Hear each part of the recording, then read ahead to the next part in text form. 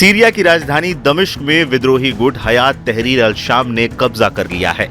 राष्ट्रपति बशर अल असद देश छोड़कर भाग चुके हैं और साथ ही असद परिवार के 50 साल का शासन भी देश में समाप्त हो गया।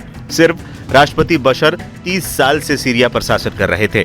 सीरिया में विद्रोहियों ने ऐलान कर दिया है कि उन्होंने दमिश्क पर कब्जा कर लिया है और इसके साथ ही राष्ट्रपति बशर अल असद का शासन खत्म हो गया है।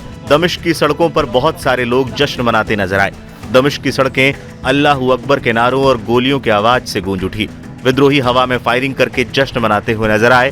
कुछ विद्रोही असद की पिता की प्रतिमा पर चढ़ गए और उसके साथ तोड़फोड़ की।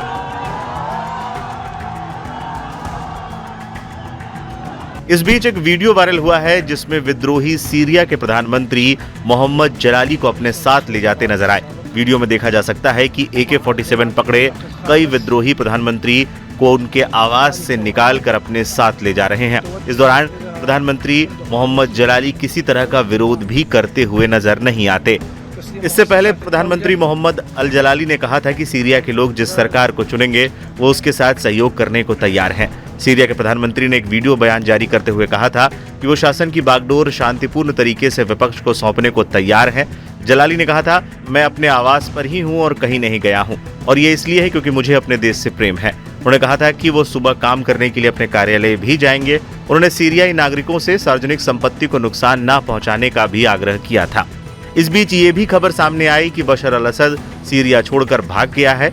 रॉयटर्स की एक रिपोर्ट के मुताबिक फ्लाइट रडार वेबसाइट के डाटा के मुताबिक सीरिया एयर के एक विमान ने दमिश्क हवाई अड्डे से लगभग उसी समय उड़ान भरी जब राजधानी पर विद्रोहियों की ओर से कब्जे की जानकारी मिली थी। विमान शुरू में सीरिया के तटीय क्षेत्र की ओर बढ़ रहा था जो असद का गढ़ है, लेकिन फिर अचानक यू टर्न लिया और नक्शे से गायब हो गया।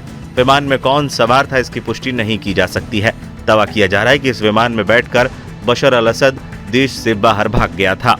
बता दें, विद्रोही गुट इस्लामिस्ट हयात तहरीर अल शाम को तुर्की का समर्थन प्राप्त है। इसने 2 दिन पहले ही सबसे पहले एलेप्पो पर कब्जा किया था।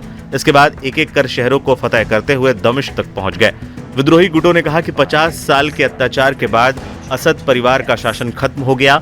इन सालों में बहुत सारे लोगों को अपना घर बार छोड़ना पड़ा। हम ऐलान करते हैं कि काले दिन खत्म हो गए हैं। अब सीरिया में नए युग की शुरुआत हो रही है।